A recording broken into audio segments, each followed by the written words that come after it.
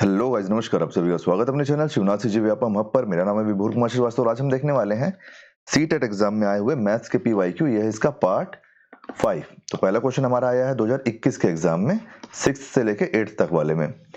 तो देखो, हरि ने 2 घड़ी में से प्रत्येक को 2500 रुपए में बेचा। उसने एक को 5% लाभ और दूसरे को 4% हानि में बेचा। मतलब उसका सेलिंग प्राइस क्या हो गया? सेलिंग प्राइस 2500 प्लस 2500 हो गया।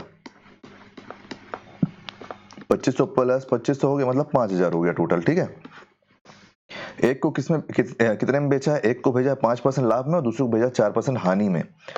तो अब अपन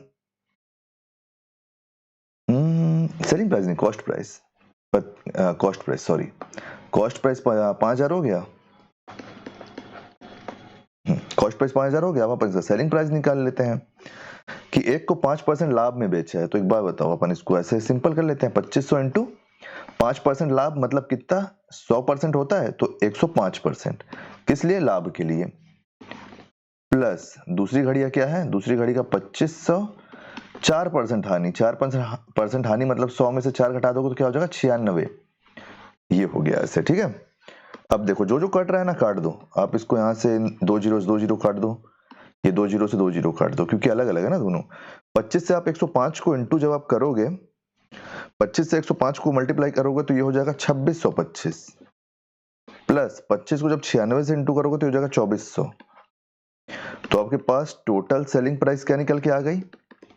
टोटल सेलिंग प्राइस आपके पास 5025 रुपए निकल के आ गई। कॉस्ट प्राइस आपका 5000 है। प्रॉफिट हुआ है कितना परसेंट हुआ है? कैसे हमको पता चला? क्योंकि कॉस्ट प्राइस 5000 है, सेलिंग प्राइस 5025 है, तो हमारा 25 रुपए का प्रॉफिट हुआ ना। किसमें? 5000 रुपए में। परसेंट के लिए 100, ये 2 जीरो से 2 जीरो कट गया, ये 25 से 50 कट गया। तो आपके पास प्रॉफिट परसेंट कितना आ गया? 1/2%। ये क्या है? ये है प्रॉफिट। तो इतना इजी क्वेश्चन है ये। ऑप्शन नंबर सी आपका सही आंसर हो जाएगा। ठीक है, next question, question number 2। Question number 2 है आपके पास 19 का है ये, 6वीं से लेकर 8वीं तक वाले एग्जाम का। क्या है कि माना कि x एक वह सबसे छोटी संख्या है जिसे 8, 12, 20 और 28 और 35 से भाग देने पर प्रत्येक दशा में 5 शेष रहता है। तो x के अंकों का योग क्या है? ठीक है, x के अंकों का योग हमसे पूछ रहा है। तो देखो हमारे पास 8,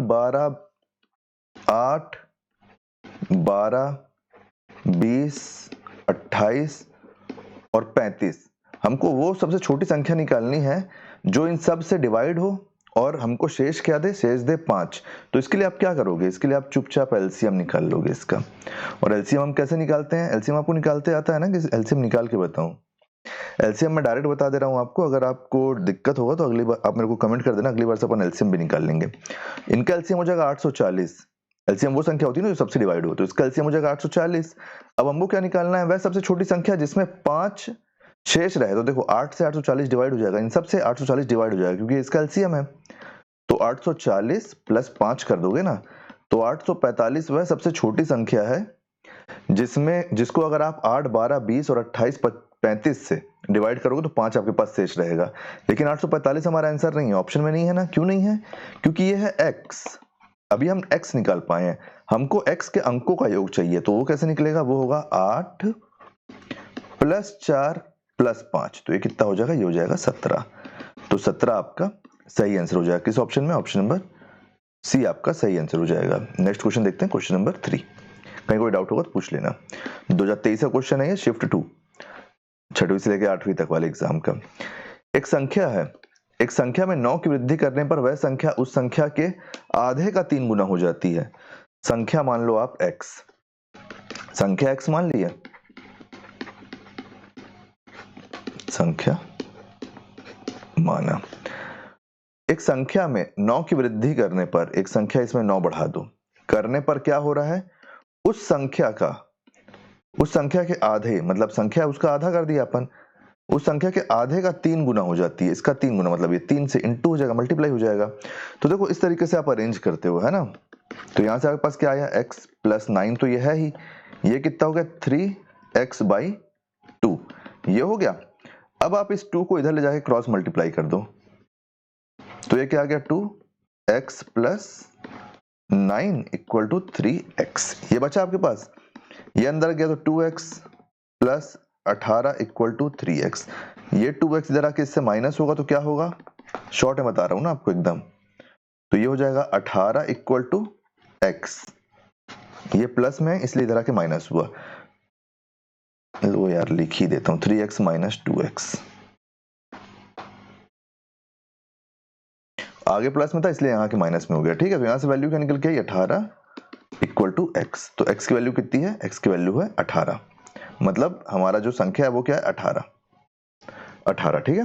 चलिए नेक्स्ट क्वेश्चन देखते हैं, क्वेश्चन नंबर 4। कहीं पे कोई डाउट होगा तो पूछ लेना आप लोग, कोई दिक्कत नहीं है उसमें, और अपना फीडबैक जरूर देना कमेंट में कि वीडियो आपको कैसा लगा। नेक्स्ट क्वेश्चन देखते हैं, क्वेश्चन नंबर 4 2023 का है, ये पहली से लेके 5वीं तक वाले का एग्जाम का। जयंत ने 100 रुपए प्रति किलो की दर से 2 किलो जामुन खरीदा, तो 1 किलो का वैल्यू कितना है, 1 किलो का वैल्यू है 100 रुपए, तो 2 किलो की वैल्यू कितनी हो गई, 2 किलो की वैल्यू हो गई 200 रुपए, है ना। 2 किलो वैल्यू हो गई 200 रुपए। उसके मित्र किराना ने उस धनराशि के 3/10 भाग के बराबर का योगदान दिया है। किस धनराशि के, 200 के 3/10 भाग का योगदान किस भाई ने किया है, किराना भाई ने किया है, किराना ने किया है। तो इससे कट जाएगा और यहाँ क्या आ जाएगा 60 रुपए, मतलब किराना कितना रुपए, 60 रुपए। अब हमको निकालना है कि जयंत से उसे कितने जामुन प्राप्त होंगे, मतलब जयंत उसको कितने जामुन देगा। हम 1 रुपए की वैल्यू इसमें निकाल लेते हैं। तो देखो हमको पता है कि 2 किलो में 1 किलो को हम इसलिए कंपेयर नहीं कर रहे क्योंकि खरीदा 200 रुपए में है ना टोटल, इसलिए। तो देखो 2 किलो में कितने ग्राम हो गए, 2000 ग्राम होगा, यहाँ सब ग्राम में है इसलिए अपन इसको ग्राम में कन्वर्ट कर रहे हैं। तो देखो 2000 ग्राम कितने का है, 200 रुपए का, तो यहाँ से 1 रुपए की वैल्यू आ जाएगी। कितना रुपए दिया है किराना, 60 रुपए, तो आप इसको 60 से डिवाइड कर दो, इंटू कर दो, तो देखो 2 जीरो से 2 जीरो कट गया, ये 2 से ये कट गया, तो ये कितना हो गया 10। तो इस किराना भाई को कितना मिलेगा, किराना भाई को मिलेगा 600 ग्राम। 600 ग्राम हमारा ऑप्शन में है क्या, कहाँ पे, ऑप्शन नंबर ए आपका सही आंसर हो जाएगा। Next question, question number 5। Question number 5 है हमारा 2022 का क्वेश्चन, 2022 का क्वेश्चन है 6वीं से लेकर 8वीं तक वाला। किसी वस्तु का अंकित मूल्य 625 है, अंकित मूल्य मतलब आपका क्या हो गया, अंकित मूल्य मतलब हो गया एमआरपी, क्या हो गया एमआरपी, एमआरपी कितना है 625 रुपए है। एक दुकानदार वस्तु को उसके अंकित मूल्य पर 10% बट्टा देकर बेचता है, बेच रहा है मतलब सेलिंग प्राइस कितना हो जाएगा, सेलिंग प्राइस कितना हो जाएगा 625 इंटू बट्टा दिया 10% का, तो 90 रुपए अपॉन 100, ठीक है। ये आपको पता है ना कैसे होता है, अपन इसके डायरेक्ट परसेंटेज से निकालनी है तो अपन को प्लस नहीं करना पड़ेगा। 90% की वैल्यू बची एसपी में, यदि उसको 25% लाभ होता है तो उस वस्तु का क्रय मूल्य क्या है।